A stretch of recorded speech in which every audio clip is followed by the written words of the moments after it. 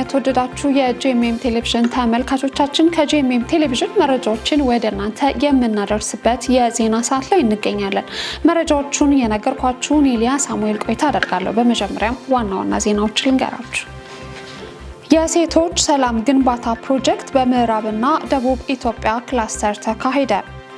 ዘጸአት የለውጥ የገንዘብ ብድርና ቁጠባ ኃላፊነቱ የተወሰነ ህብረት ስራ ማህበር የጠቅላላ ጉባኤውን የፊታችን ግንቦት 9 ቀን 2017 ዓ.ም እንደሚያካሂድ ተገለጸ። ከውጭ የአውሮፓ የወንጌል ስርጭት ኮንግረስ በጀርመን በርሊን ሊካሄድ ነው ተባለ። እንድትከታተሉ የጋበዝኩ ዝርዝር መረጃዎቹን ነግራችኋለሁ።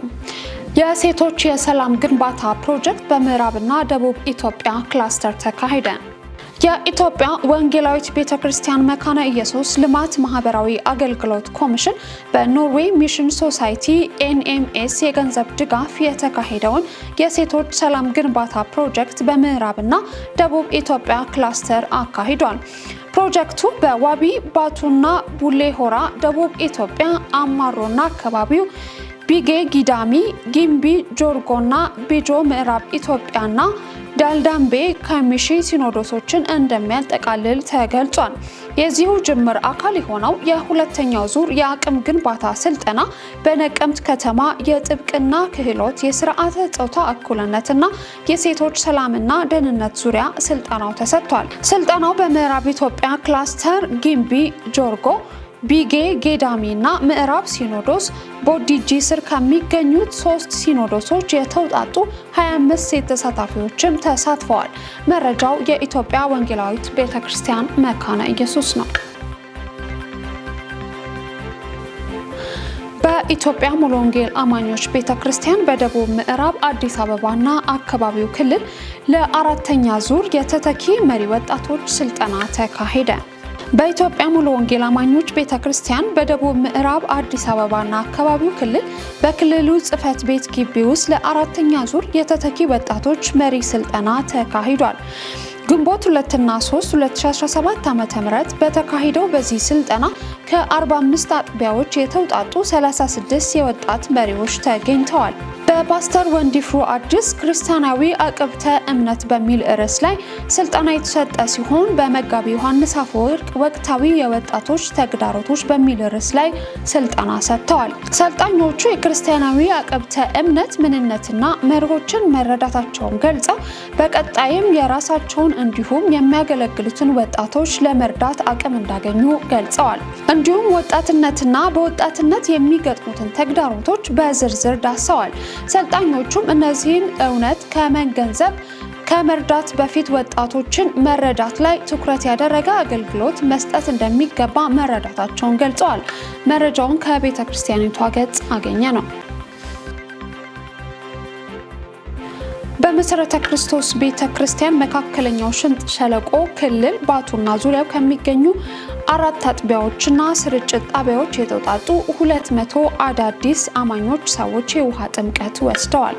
በመሰረተ ክርስቶስ ቤተክርስቲያን መካከለኛው ሽንጥ ሸለቆ ክልል ባቱና ዙሪያው ከሚገኙ 4 አጥቢያዎችና ስርጭት ጣቢያዎች የተውጣጡ የደህንነት ትምህርታቸውን ባለፉት ወራት ተከታትለው ያጠናቀቁ አማኞች ቅዳሜ ግንቦት 2 2017 ዓ.ም በባቱ አጥቢያ አማካኝነት የውሃ ጥምቀት ስርዓት ፈጽመዋል።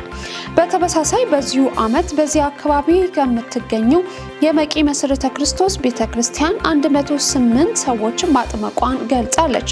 መረጃው የቤተክርስቲያኒቷ ገጽ ነው። በደቡብ አፍሪካ የሚገኙ አብያተ ክርስቲያናት የመሪዎች የአንድነት ጊዜ አካሄዱ። በፈረንጆቹ ሜይ 6 እና 7 በኬፕ ታውን የነበረው የሁለተኛ ዙር የደቡብ አፍሪካ የመሪዎች የአንድነት ጊዜ በጥሩ መንፈስና በወንድማማችነት ስሜት መካሄዱ ተነግሯል። መድረኩን የካውንስሉ ፕሬዝዳንት ፓስተር ዶክተር ብርሃኑ ታምሬ የእንኳን ደህና መጣችሁ ንግግር ያስጀመሩ ሲሆን ምክትል ፕሬዝዳንቱ ፓስተር ገነነ በገዛ ደሙ የዋጃትን የእግዚአብሔርን ቤተክርስቲያን ጠብቁ በሚል መልእክት አቅርበዋል። የሴሚናሩ የመጀመሪያ ቀን ማለዳ የወንድማማች ህብረት በሚል ርዕስ በፓስተር ዶክተር ዴቪድ ትምህርት የተሰጠ ሲሆን በከሰዓቱ ፕሮግራም ዓላማና ግብ ላይ ያጠነጠነ በካውንስሉ ፕሬዝዳንት በፓስተር ዶክተር ብርሃኑ ትምህርት ቀርቧል። ረቡዕ ማለዳ ደግሞ መሪነትን በተመለከተ በፓስተር ኤልያስ ትምህርት የተሰጠ ሲሆን ከሰዓት ደግሞ የፓናል ውይይት በፓስተር ገነነ አወያይነት ተካሂዷል። በሐዋርያው ሳሙኤል ፓስተር በየነ ፓስተር ዴቪድ እና ፓስተር ጡሚሳ አማካኝነት የክርስቶስ ደቀ መዛሙርት በማድረግ ዙሪያና በወቅታዊ ክርስቲያን ምልልስ ላይ ሰፊ ውይይት ተካሂዷል። መረጃውን ከክርስቲያን ኒውስ አገኘ ነው። ዘጸአት የለውጥ የገንዘብና ብድር ቁጠባ ኃላፊነቱ የተወሰነ ህብረት ስራ ማህበር ጠቅላላ ጉባኤውን የፊታችን ግንቦት 9 2017 ዓ.ም እንደሚያካሄድ ተገለጸ። የቦርድ አመራርና ጊዜያዊ ኮሚቴ አባላት ዛሬ በሰጡት ጋዜጣዊ መግለጫ ሁሉም የማህበሩ አባላት በስፍራው በመገኘት ተቋሙ ካለበት ችግር ለማውጣት በሚደረገው ውሳኔ ላይ ተሳታፊ እንዲሆኑ ጥሪ አቅርበዋል። ጋዜጣዊ መግለጫውን ተከታትለን እንመለስ። የተከበራችሁ የዘጸአት የለውጥ ገንዘብ ብድር ቁጠባ ህብረት ስራ ማህበር አባላት በሙሉ ዛሬ ደግሞ እግዚአብሔር በረዳን መጠን ለህዝቡ የሚሆን ታላቅ የምስራች ጥሪ ለማስተላለፍ ነው ወደዚህ ሚዲያ የመጣ ነው።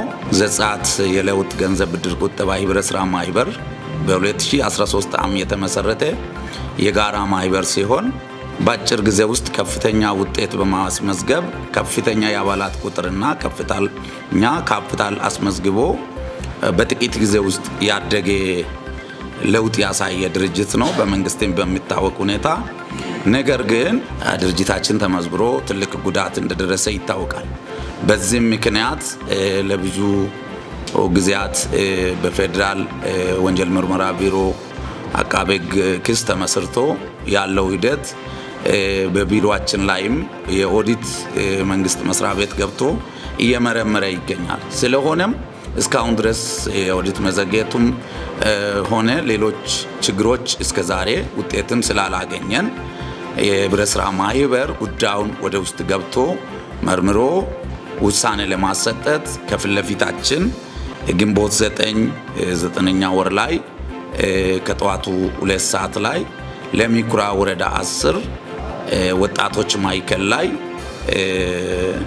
የአባላት ጠቅላላ ጥሪ አድርጓል። በዚህ ቦታ ላይ በመገኘት የድርጅታችን አባላቶች በሙሉ ይህን ጉዳይ ለማስተካከል ትልቅ ውሳኔ የምንሰጥበት ቀን ስለሆነ ድርጅታችን የምናደንበት ቀን ስለሆነ በእለቱ በመገኘት በጠዋቱ በመገኘት ይህን ጉዳይ እንድታስፈጽሙ ውሳኔ እንድትሰጡ ጥሪ እናስተላልፋለን። በዚህ ላይ ስትመጡ የአባላት ደብተር ዘጸአትን ወይም እናንተን ማንነታችሁን የሚገልጽ ካልሆነም ደግሞ ዋናው የአባሉ ባይገኝ ውክልና የወሰዳችሁበት የውክልና ሰነድ በመያዝ በቦታው እንድትገኙና ውሳኔ እንድታስተላልፉ ድርጅታችን ማዳን እንድትችሉ በዛ ድርጅቶች ላይ የነበረ ሀብቶችን ደግሞ ማስመለስ የምትችሉበት እግዚአብሔርም አሳልፎ የሰጠን ቀን ነው። ትልቅ የድል ቀን ነው። በዚህ ጊዜ እንድትመጡ ስንል የድርጅታችን ግዛዊ ኮሚቴዎች ጥሪ እናስተላልፋለን። እግዚአብሔር ይባርክልን። ዘጸአት በእውነት ወደ ቦታው ይመለሳል፣ ህልውና ይድናል። ትልቅ ድል ቀን ይሆናል። እናመሰግናለን። በዘጸአት ብድርና ቁጠባ ስር የተደራጃችሁ አባላቶች በሙሉ ግንቦት 9 እንዳትቀሩ። ማንም ሰው እንዳትመጡ ቢላችሁ ይሄ ፕሮፓጋንዳ ነው እንጂ የጠራን አካል ብድርና ቁጠባው መንግስት ያደራጀን አካል በመሆኑ ሁላችሁም እንድትገኙ ስንል ጥሪያችንን እናስተላልፋለን። ቦታውም የቀድሞ ስፍራ ቀደም ሲል የነበረ የምንሰበሰብበት እዛው ብድርና ቁጠባ ያደራጀን ወረዳ 10 ወጣት ማህበር ግቢው ስለሆነ ሁላችሁም እንድትገኙ ስንል ጥሪያችንን እናስተላልፋለን። ሁላችሁም ስትመጡ ይሄን የብድርና ቁጠባውን ደብተር እንድትይዙ አራቱንም አይነት ይዞ መግባት ይቻላል። ማንም እንዳይቀር እናመሰግናለን። የኢትዮጵያ ሃይማኖት ተቋማት ጉባኤ የሎጎ ለውጥ አደረገ። የኢትዮጵያ ሃይማኖት ተቋማት ጉባኤ ላለፉት 14 ዓመታት በዜጎች መካከል ለዘመናት የዘለቀውን የአብሮነትና የሰላም መስተጋብር ለማጠናከርና ይበልጥ ለማጎልበት ታሳቢ ያደረጉ በርካታ የሰላም ግንባታ ስራዎችን መስራቱ እንዲሁም በማህበራዊ ጉዳዮችም ላይ የበኩሉን ኃላፊነት ሲወጣ መቆየቱ የተጠቀሰ ሲሆን ጉባኤው አሁን የደረሰበትን የእድገት ደረጃ የአባል ሃይማኖት ተቋማትን ፍላጎትና ሀገራዊውን ሁኔታ በማገናዘብ ለሶስተኛ ጊዜ በጥናት የተደገፈ የመተዳደሪያ ደንብ ማሻሻያ ማድረጉ ተገልጿል። በዚህ መሰረት በመተዳደሪያ ደንብ ውስጥ የተሻሻሉትን የጉባኤው ሎጎ ጨምሮ ራዕይ፣ ተልዕኮ፣ ዓላማ፣ አባላት፣ እሴቶችና ሌሎችም ተያያዥ ጉዳዮችን ለእይታ እንደሚያበቃም አስታውቋል። መረጃው የኢትዮጵያ ሃይማኖት ተቋማት ጉባኤ የህዝብ ግንኙነት መምሪያ ነው። ወደ ጄኤምኤም ቴሌቪዥን ተመልካቾቻችን እየተከታተላችሁ ያላችሁት የጄኤምኤም ቴሌቪዥን መረጃዎችን ነው። ወደ ውጭ መረጃ አልፋለሁ። የአውሮፓ የወንጌል ስርጭት ኮንግረስ በጀርመን በርሊን ሊካሄድ ነው ተባለ። በቢሊ ግርሃም የወንጌላውያን ማህበር አዘጋጅነት ከ56 ሀገሮች የተውጣጡ የወንጌላውያን መሪዎችን ያሳተፈ ኮንግረስ ሊካሄድ መሆኑ ተነግሯል። ባልደረባችን ዳንኤል አንተነ ዝርዝር መረጃውን ይነግረናል።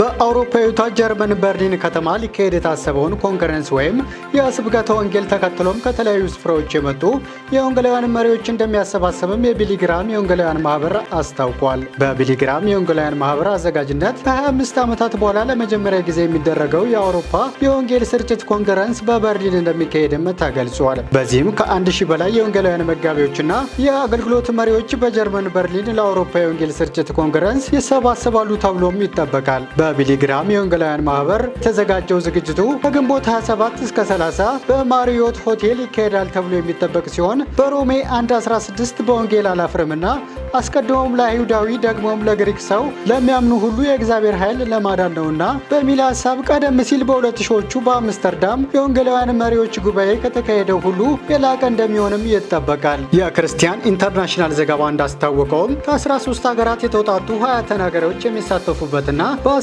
ቋንቋዎች በተመሳሳይ ጊዜ የሚተረጎምበትና ኮንግረሱ ቀደም ብሎም የቀጥታ ስርጭት ሽፋን እንደሚኖረውም ተነግሯል። አዘጋጆቹ እንዳሉትም ዝግጅቱ ከበርካታ ቤተ እምነቶች የተውጣጡ አማኞችን ለማበረታታትና ለማስታጠቅ ቤተክርስቲያንን በድፍረትና መጽሐፍ ቅዱሳዊ የስብከተ ወንጌልን ለማስፋት ከፍተኛ ሚና ያለው መሆኑም ተነግሯል። የቢሊ ግርሃም ኢቫንጀሊስቲክ አሶሲዬሽን ፕሬዝዳንትና የኮንግረሱ ሰብሳቢ የሆኑት ፍራንክሊን ግርሃም ዝግጅቱ በበርሊን መካሄዱ ያለውን ጠቀሜታ በአጽንኦትም አስታውቀዋል። ዘገባው የክርስቲያን ዴይሊ ነው።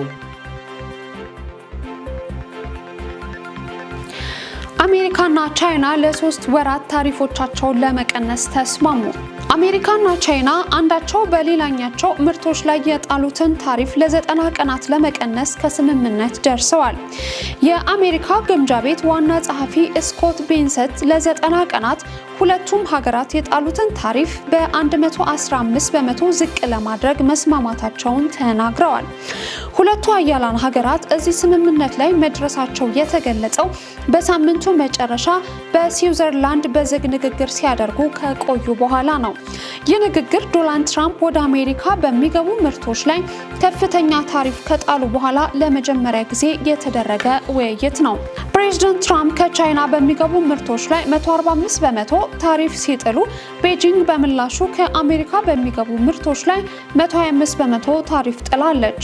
ይሁን እንጂ አሁን አሜሪካ በቻይና ምርቶች ላይ የጣለችው ታሪፍ ለ90 ቀናት ወደ 30 በመቶ ዝቅ ስታደርግ ቻይና በአሜሪካ ምርቶች ላይ የጣለችው ታሪፍ ደግሞ እንዲሁ በተመሳሳይ ቀናት ወደ 10 በመቶ ይቀንሳል ተብሏል።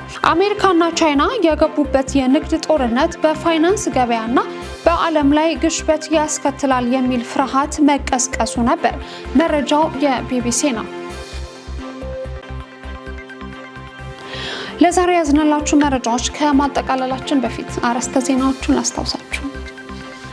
የሴቶች ሰላም ግንባታ ፕሮጀክት በምዕራብና ደቡብ ኢትዮጵያ ክላስተር ተካሄደ። ዘጸአት የለውጥ የገንዘብ ብድርና ቁጠባ ኃላፊነቱ የተወሰነ ህብረት ስራ ማህበር የጠቅላላ ጉባኤውን የፊታችን ግንቦት 9 ቀን 2017 ዓ.ም እንደሚያካሂድ ተገለጸ። ከውጭ የአውሮፓ የወንጌል ስርጭት ኮንግረስ በጀርመን በርሊን ሊካሄድ ነው ተባለ። ለዛሬ ያዝንላችሁ መረጃዎች እነዚሁ ነበሩ። ያዘጋጁላችሁ ነጻነት ዋቆማና ዳንኤል አንተነህ ከመላው የስቱዲዮ ባለሙያዎች ጋር በጋራ በመሆን ነበር ወደ እናንተ ያደረስኩት። ሊያ ሳሙኤል ነኝ። ሌሎች የጂኤምኤም ቴሌቪዥን ፕሮግራሞች ይቀጥላሉ። መልካም